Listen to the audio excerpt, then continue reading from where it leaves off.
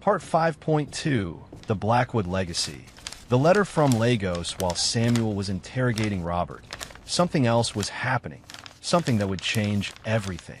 In a small apartment in Houston, Texas, Amara Adeyemi sat at her kitchen table, staring at a letter she'd received that morning. It was postmarked from Lagos, Nigeria.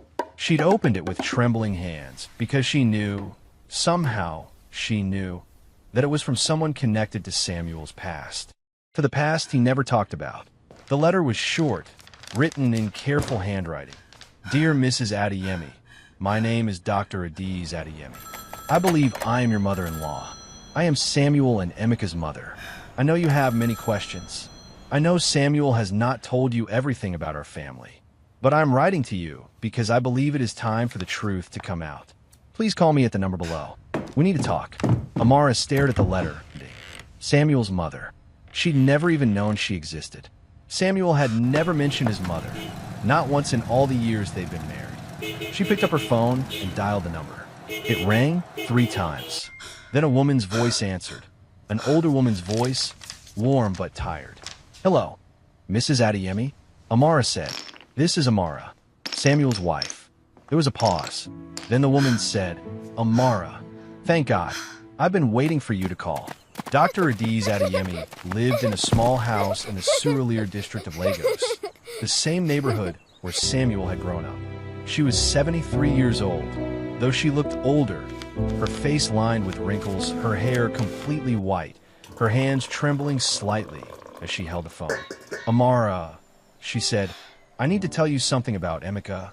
Amara sat at her kitchen table, David and Nadia playing in the living room. What about him? Adiz said. Amara's breath caught in her throat. What? Emeka is alive, Adiz repeated. He's been in hiding for 7 years. I've been helping him. Amara's mind raced. But Samuel watched him die. He attended his funeral. No, Adiz said. Samuel watched someone die. Someone who looked like Emeka. A body double. The Blackwoods tried to kill Emeka, but we got to him first. We faked his death and sent him into hiding. Why? Amara asked. Why didn't he contact Samuel? Because it wasn't safe, Adiz said. The Blackwoods were watching everyone Samuel knew. If they'd known Emeka was alive, they would have used him to get to Samuel. So we had to make Samuel believe Emeka was dead. Amara was silent for a moment, processing this. Where is Emeka now? I don't know exactly, Adiz said. He moves around a lot, but he's been working to take down the Blackwoods from the inside. Why didn't you tell anyone? Because I was scared, Adiz said. I already lost my husband to the Blackwoods. I couldn't lose both my sons, so I kept the secret, even from Samuel. Amara closed her eyes. Does Samuel know? Not yet, Adiz said, but I think it's time he did. The Blackwoods are getting desperate. If Emeka is going to help take them down, Samuel needs to know he's alive. Okay, Amara said. I'll tell him. Thank you, Adiz said. And Amara, tell Samuel I'm sorry. For all the lies. For all the pain. But I did it to protect him. I understand, Amara said. I'll tell him. The revelation, Samuel returned to the safe house that evening, exhausted from the interrogation. Robert had told him everything. About Grace's network, about her operations in 14 countries, about the people who work for her. But as he entered the house, he saw Amara sitting on the bed, her hands trembling. What's wrong? He asked. Samuel, she said, her voice shaking. I talked to your mother today. Samuel froze. What? Your mother?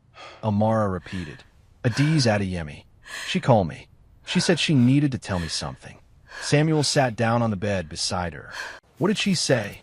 Amara took a deep breath. She said Emeka is alive. The world stopped spinning.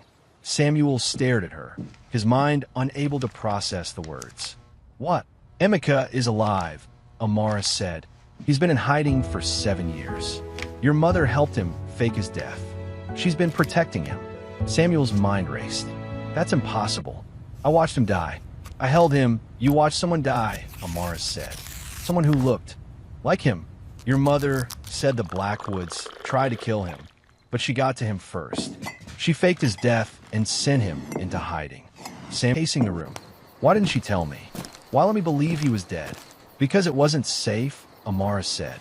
She said if the Blackwoods knew Emeka was alive, they would have used him to get to you. So she had to make you believe he was dead. Samuel stopped pacing. He looked at Amara, his eyes filled with emotion, anger, confusion, hope. Is he really alive? He asked. I believe so, Amara said. Your mother wouldn't lie about this. Samuel sat down heavily on the bed. His mind was reeling. Emeka was alive. His brother, the brother he'd mourned for 7 years, whose death had driven him to fight the Blackwoods, was alive. Why didn't he contact me? He asked. Because it wasn't safe, Amara said. But your mother thinks it's time for you to know. She thinks Emeka can help take down the Blackwoods. Samuel was silent for a long moment. Then he said, I need to talk to her. I need to talk to Emeka. Your mother said she'd call again tomorrow. She said Emeka would contact you when it's safe. Samuel nodded. He took Amara's hand, held it tightly. Thank you for telling me. Amara squeezed his hand. We're in this together, Samuel. Always.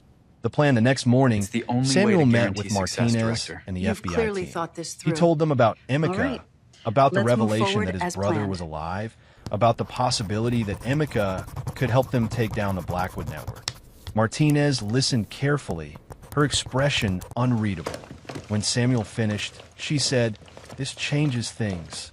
How? If Emeka is really alive, and if he's been working against the Blackwoods from the inside, he could have information we don't have. Inside information. About Grace's operations, about her network, about where she's hiding. Exactly, Samuel said. We need to find him. We're working on it, Martinez said. But Samuel, we need to... If Emeka has been in hiding for 7 years, he's going to be cautious. He's not going to just surface because we ask him to. I know, Samuel said, but we need to try. Because if he can help us take down Grace, we need to find him. Martinez nodded. Okay, we'll put out feelers. Discreetly. If Emeka is out there, we'll find him. The call 3 days later. Samuel received a call from an unknown number. Samuel, a voice said. It's me. Emeka. Samuel's breath caught in his throat. Emeka, you're really alive. I'm alive, Emeka said, and I need to see you. They found her, in Samuel. person. She's alive. Where? There's a place in Virginia, a cabin Where in the is she? mountains. I'll send you the coordinates. Come alone. Emeka, please, Samuel, Emeka said. I need to talk to you. Alone. There are things you need to know. Things about the Blackwoods. Things about our family. Samuel was silent for a moment. Then he said, I'll come. Tomorrow. Emeka said, noon. And Samuel, don't tell anyone. Not even the FBI. The line went dead. Samuel drove to Virginia the next morning. The cabin was in a remote area surrounded by dense forest. It was a small, rustic place, wooden walls, a stone chimney, a porch that overlooked a valley. Emeka was waiting on the porch. He looked older than Samuel remembered. Thinner, his hair grayer, his face lined with wrinkles. But his eyes were the same, bright, intelligent, full of life. Samuel, he said. Emeka, Samuel said. They stood there for a moment, just looking at each other. Then Emeka stepped forward and hugged him. Samuel hugged him back, holding him tightly, feeling the reality of him, the solidness of his body, the warmth of his skin. You're really alive, Samuel said. I'm really alive, Emeka said. They went inside, made coffee, real coffee, not the instant stuff Samuel had been drinking for days. They sat at the kitchen table, and Emeka began to talk. I've been working against the Blackwoods for 7 years, he said. I've been gathering evidence, building a case. I've been in contact with people in Nigeria, in London, in Singapore. People who have been hurt by the Blackwoods. People who want justice. Why didn't you contact me? Samuel asked. Because it wasn't safe, Emeka said. The Blackwoods were watching everyone I knew. If they'd known I was alive, they would have used me to get to you. So I had to stay hidden. He paused, looking at Samuel. But now things have changed. Grace is desperate. She's making mistakes. And I think we have a chance to take her down for good. Ow! Emeka pulled out a folder. Inside were documents, financial records, emails, photographs. I've been tracking Grace's movements, he said. I know where she's hiding. And I know what she's planning next. What is she planning? Emeka's expression darkened. She's planning to disappear, to start over in a new country with a new identity. She's draining her accounts, destroying evidence, covering her tracks. If we don't stop her in the next 48 hours, she'll be gone. Samuel leaned forward. Then we need to move fast. I have a plan, Emeka said, but it's risky. It requires you to do something you might not want to do. What? Emeka looked at him. You need to pretend to work for Grace again. You need to pretend that you're willing to make a deal, that you'll stop investigating if she gives you something you want. What would she give you? Me? Emeka said, she thinks I'm dead, but if you tell her I'm alive, and that you'll give her my location in exchange for her leaving you alone, she'll take the deal. Because she's scared of me. She knows I have evidence that could destroy her. Samuel was silent for a moment. Then he said, you want me to use you as bait? I want you to use bait, Emeka said. Tell her I'm alive. Tell her I have evidence. Tell her you'll give her my location if she surrenders. She'll take the deal because she's desperate. And then, Emeka said, when she shows up to make the exchange, we'll be waiting. The FBI, the Nigerian authorities, everyone will take her down. Samuel thought about this. It was risky. It was dangerous. But it might work. Okay, he said. I'll do it. Emeka smiled. Thank you, brother. The confrontation Samuel called Grace Blackwood that evening. I know Emeka is alive, he said. There was a long pause on the other end. Then Grace said, that's impossible. It's not, Samuel said. He's been in hiding for 7 years. And he has evidence that could destroy you. Another pause. Then what do? You want? I want you to surrender, Samuel said. I want you to turn yourself into the authorities. And then I'll give you Emeka's location. And if I refuse, then I'll give your location to the authorities instead, Samuel said. And they'll find you. And they'll find Emeka. And you'll both go to prison. Grace was silent for a long moment. Then she said, where do you want to meet? Tomorrow, Samuel said. Noon, at the old Blackwood estate in Boston. Come alone. Fine, Grace said. I'll be there. The line went dead. Samuel met with Martinez and the FBI team that night. He told them the plan. About using Emeka as bait. About luring Grace to the Boston estate. Martinez listened carefully. When Samuel finished, she said, it's risky. I know, Samuel said, but it might work.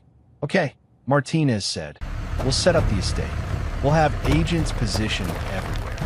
When Grace shows up, we'll take her down. The ending the next day, Samuel waited at the Blackwood estate. It was a large, imposing gray stone, tall windows, a driveway that wound through manicured gardens. Agents were positioned everywhere, in the house, in the trees, on the roof. Martinez was in a command vehicle outside, monitoring the situation. At noon exactly, a black car pulled into the driveway. Grace Blackwood stepped out. She looked the same as she always had, elegant, composed, her silver hair perfectly styled. She carried a small briefcase. Samuel met her at the front door. Grace, he said. Samuel, she said. They stood there for a moment, just looking at each other. Then Grace said, where is he? Inside, Samuel said. He's waiting for you. Grace nodded. She stepped inside, and Samuel followed. Emeka was waiting in the living room. He stood when Grace entered. Grace, he said. Emeka, she said. So you're really alive? I'm really alive, Emeka said. Something for you. He pulled out a folder, the same folder he'd shown Samuel. He handed it to Grace. Grace opened it, looked at the documents. Her face went pale. What is this? She asked. Everything, Emeka said. Every crime you've ever committed. Every person you've ever killed. Every account you've ever laundered money through. It's all here. Grace looked up at him. What do you want? I want you to surrender, Emeka said. I want you to turn yourself into the authorities. And I want you to confess to everything. Grace was silent for a moment. Then she smiled, a cold, hard smile. You think you've won, she said. But you haven't, because I have something you don't. What? Grace pulled out a small device from her briefcase. It was a remote control. I have a bomb, she said, and it's set to detonate in 60 seconds. Samuel's blood ran cold. What? This entire estate is wired with explosives. When I press this button, it all goes up. You, me, Emeka, everyone. Emeka stepped forward. Grace, don't do this. It's over. It's never over, Grace said. Not for people like us. We fight until the end. She pressed the button. Nothing happened. Grace looked at the remote, confused. She pressed it again. Still nothing. What? Did you think we wouldn't check? Martinez said, stepping into the room with a team of agents. We disabled the explosives an hour ago. It's over, Grace. Grace looked at them, her face pale. Then she looked at Samuel and Emeka. You win, she said. This time, then she pulled out a pistol from her briefcase and pointed it at Samuel. But I'm not going quietly. She fired. The bullet hit Samuel in the chest. He fell to the ground. Emeka screamed. Martinez and the agents opened fire. Grace fell, hit by multiple bullets. Samuel lay on the ground, blood pooling. Emeka knelt beside him, tears streaming down his face. Samuel, he said. Samuel, stay with me. Samuel looked up at his brother. He tried to speak, but no words came. Then everything went dark. Epilogue: Samuel woke up in a hospital bed. He was alive. The bullet had hit him in the chest, but it had been stopped by his phone, the phone he'd been holding in his pocket. It had saved his life. Amara was there, holding his hand. David and Nadia were there, sleeping in chairs beside the bed. Emeka was there, sitting at the foot of the bed.